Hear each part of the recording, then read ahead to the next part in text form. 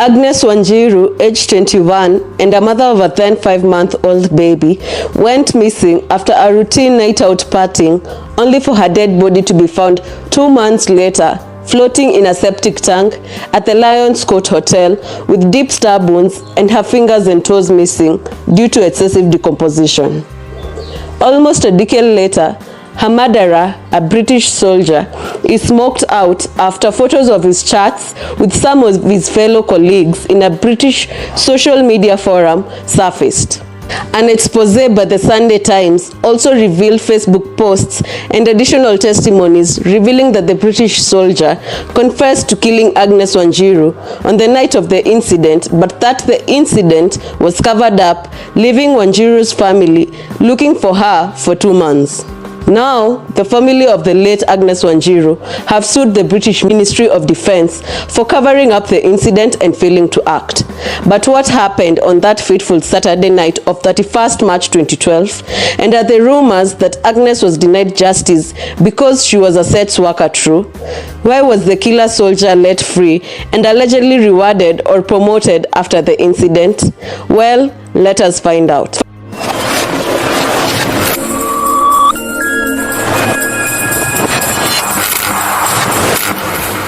Thank you for subscribing. Now let us get into the story. 31st March 2012. In the cold night of Nanyuki town, 21-year-old Agnes Wanjiru is on her way to Lion's Court Hotel. She is elated as her very good friend had given her the good news that there was money to be made from entertaining the Johnnies in town. Johnnies is the name given to people with white complexion and mainly male by locals in Kenya. Nanyuki is home to a lot of British soldiers, courtesy of the British Army Training Unit of Kenya, often abbreviated as BATUK, that has been in existence since 1963 and which has a permanent garrison in the outskirts of Nanyuki town. According to the UK Ministry of Defence, BATUK consists of around 100 permanent staff and a reinforcing short tour cohort of another 280 personnel. Under an agreement with the Kenyan government, up to 6 infantry battalions per year carry out 8-week exercises in Kenya. There are also engineering projects and medical deployments who provide medical assistance to the civilian community. Lion's Court Hotel is just 2.9 kilometers and 8 minutes away from the BATUK Army base. Being a Saturday, the Lion Court Hotel bar is busy. British soldiers are in plenty, and so are the locals. Agnes, who is now in the company of 2 uniformed white men, is visibly having a good time. At around 11 p.m., Agnes joins her friends Florence Nyagothie and Susan Nyambura, who are also at the bar, and they begin dancing. Florence sees Agnes holding a beer in her hands.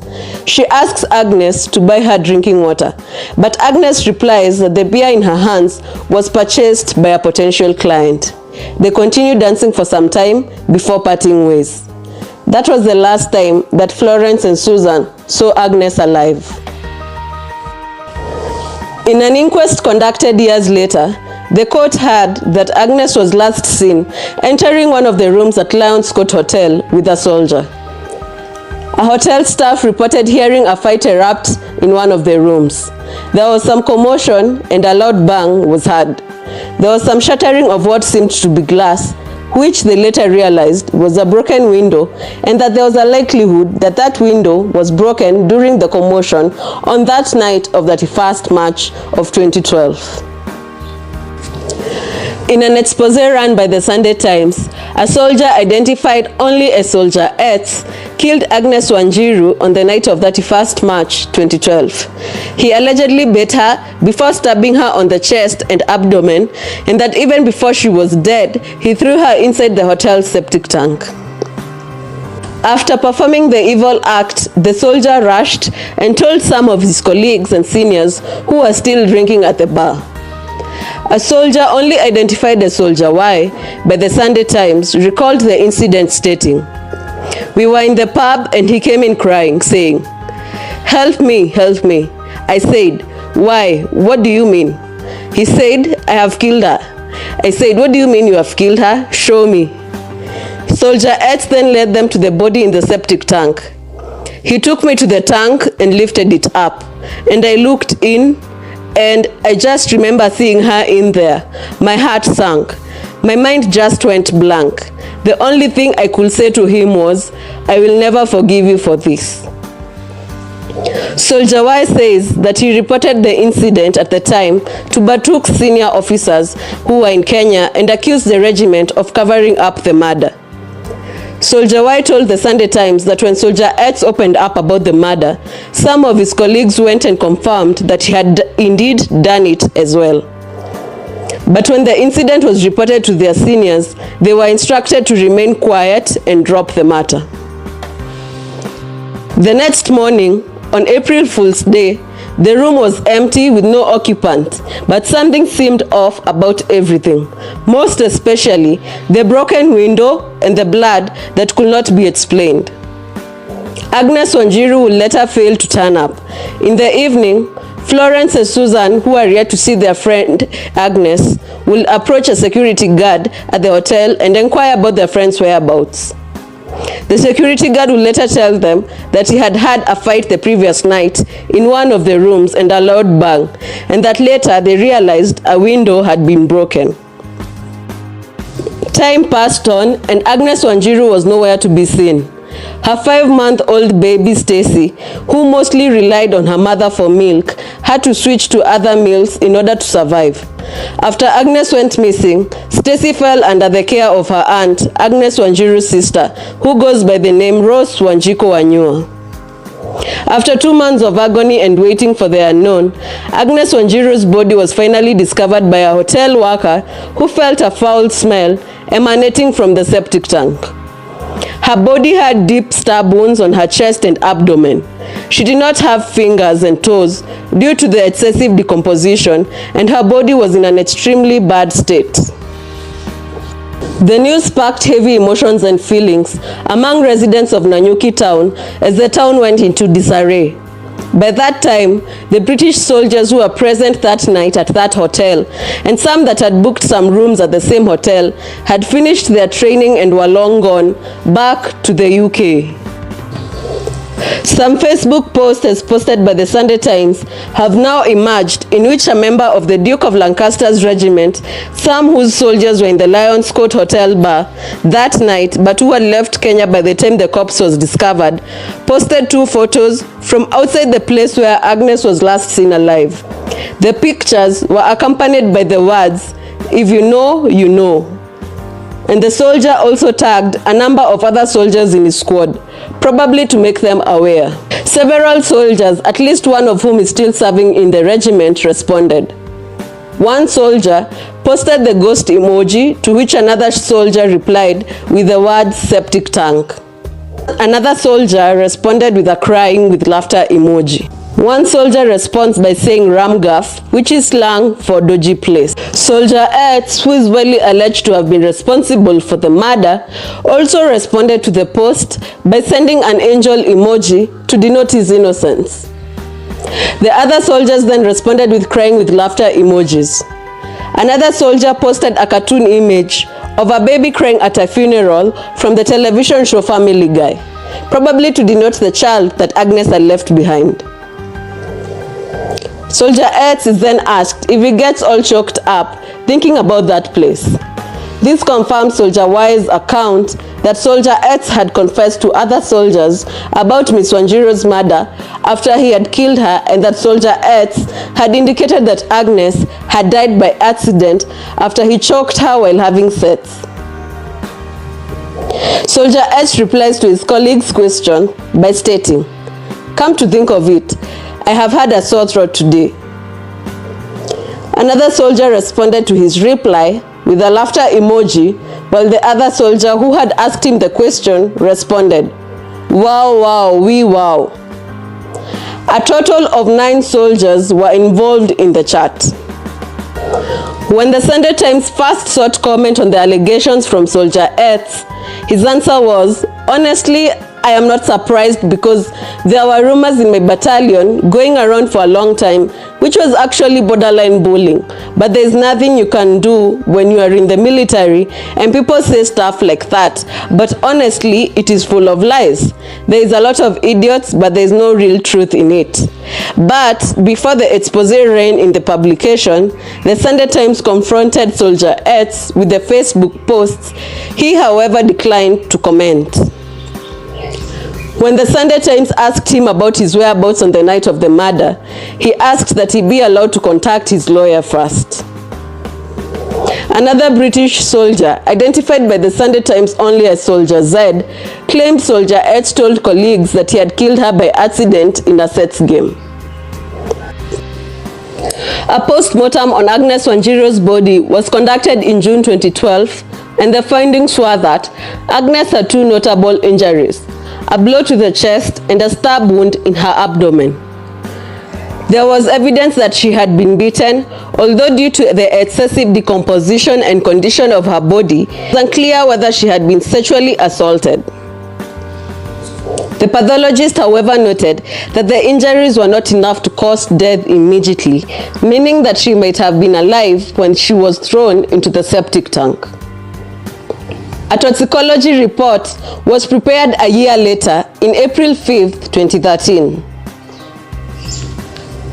On April 24, 2014, another year later, the crime scene photos were then produced, despite them having been taken in June 2012, the day the body was discovered. 3 years later, in January 2017, the Director of Public Prosecutions ordered police to open an inquest file into the murder of Agnes.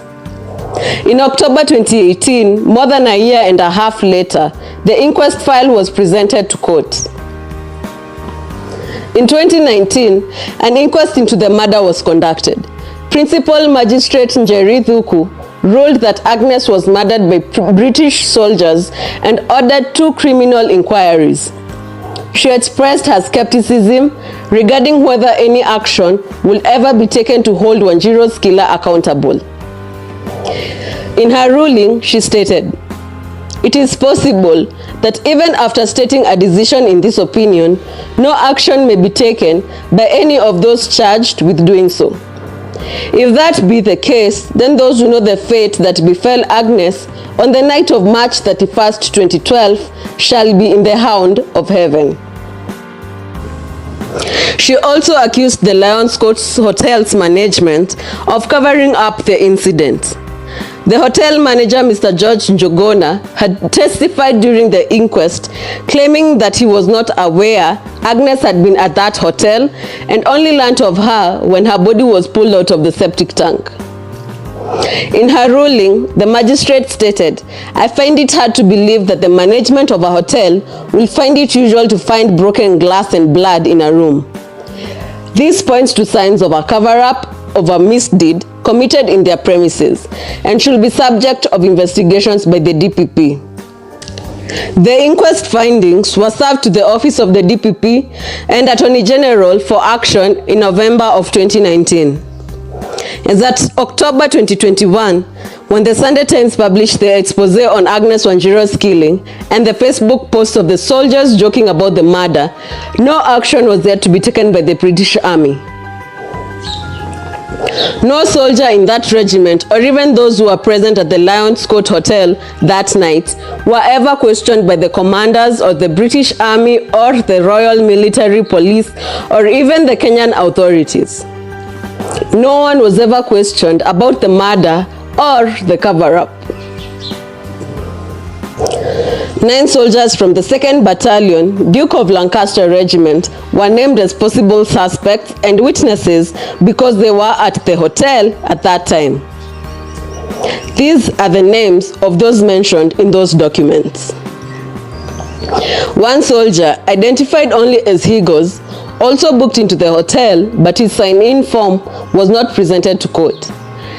The hotel management could not explain how the form disappeared. The head of the British Army, General Sir Mark Carlton Smith, wrote a letter to the chain of command saying that he was appalled by the news about the incident. He stated that the army was determined to help the appropriate authorities establish the facts of what happened as soon as possible.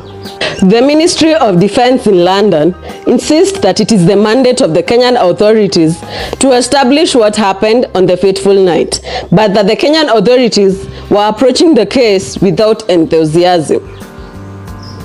They insist that the Ministry of Defence is unable to launch a parallel investigation while the Kenyan one is still ongoing.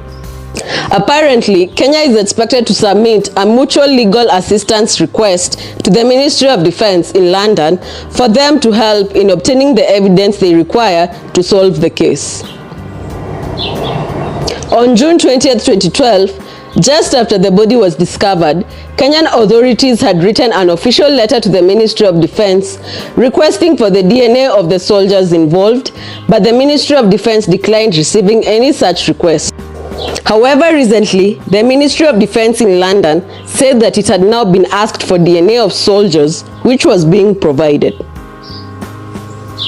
The Sunday Times publication states that a Kenyan diplomatic source in Nairobi claimed that the Kenyan government wanted to suppress an investigation into the alleged murder because strong relations between Kenya and its colonizer were so essential and crucial for security.